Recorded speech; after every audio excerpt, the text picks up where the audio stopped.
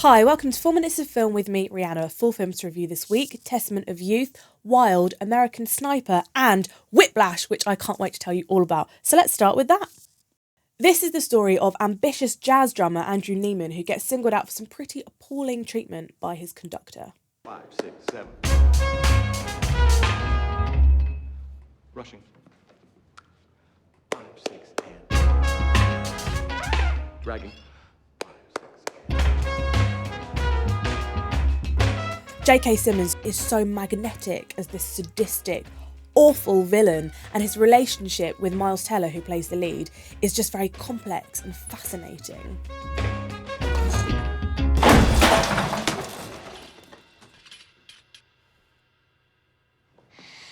This is what happened when I spoke to director Damien Chazelle and lead actor Miles Teller at the London Film Festival in October on a very rainy red carpet. It's brilliant to have such young people, such young talent on a film that is as big as this. What did your collective youth bring to this film?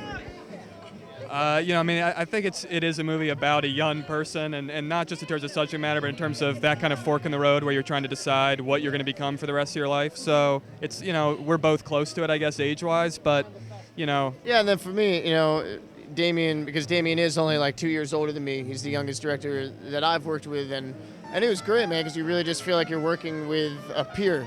yeah, so Miles can talk down to me and all that stuff. It's really, he loves that. Yeah, exactly. The filming is outstanding. All these fast cuts between blood bouncing off the cymbals to the sweat pouring off Miles Teller. If you see one film this year, make sure it's Whiplash, because the tension is so unbelievably gripping, you won't regret it. 5 stars. Next up is Testament of Youth. This is a World War I drama based on the memoirs of Vera Brittain, a young woman who refused to stand by while her brother and the love of her life went to war.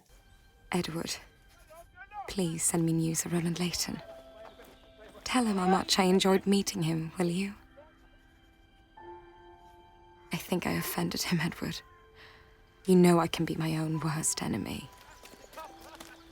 It was, of course, very sad. With the subject matter, how could it not be? And it did manage to evoke that tragedy of these young British and German men losing their lives. And the cinematography was stunning as well. But it was nothing out of the ordinary. Alicia Vikander, although beautiful to look at on screen, and I mean beautiful, is a Swedish actress, and she can't do a very good English accent, which irritated me. So 3 stars for Testament of Youth. And next up, it's American Sniper. This is a biopic of Chris Kyle, a Navy SEAL who goes on 4 tours in Iraq and then struggles to leave the fight behind when he comes home.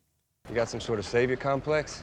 I just want to get the bad guys, but if I can't see them, I can't shoot them. Look, all these guys, they know your name. They feel invincible with you up there. They're not. They are if they think they are. Why don't you just keep banging on the long gun? We'll let these dogs sniff out Zerkawi.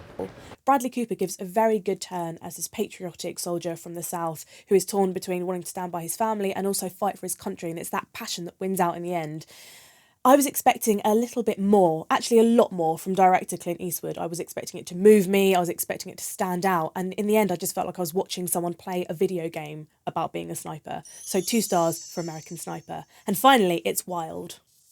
This is the true story of Cheryl Strayed, who went on a 1,100-mile hike by herself to escape her past and find some peace. I have only another 300 miles left to walk.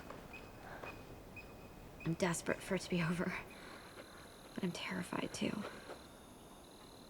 If you're not a fan of films about self-discovery, don't be put off by the idea of this, because this is all about Reese Witherspoon's performance as Cheryl Strayed. She really throws herself into that role, and it feels like she might have been massively out of her comfort zone filming some of the scenes, but I think that's what gets out such a good performance. The film was much wittier and darker than I expected. It's good, but it's not outstanding. Go for Reese's performance. 4 stars for Wild. Next week, I'll be reviewing Johnny Depp's film Mordecai, as well as A Most Violent Year, The Gambler, and Ex Machina. So click here to subscribe and catch that then.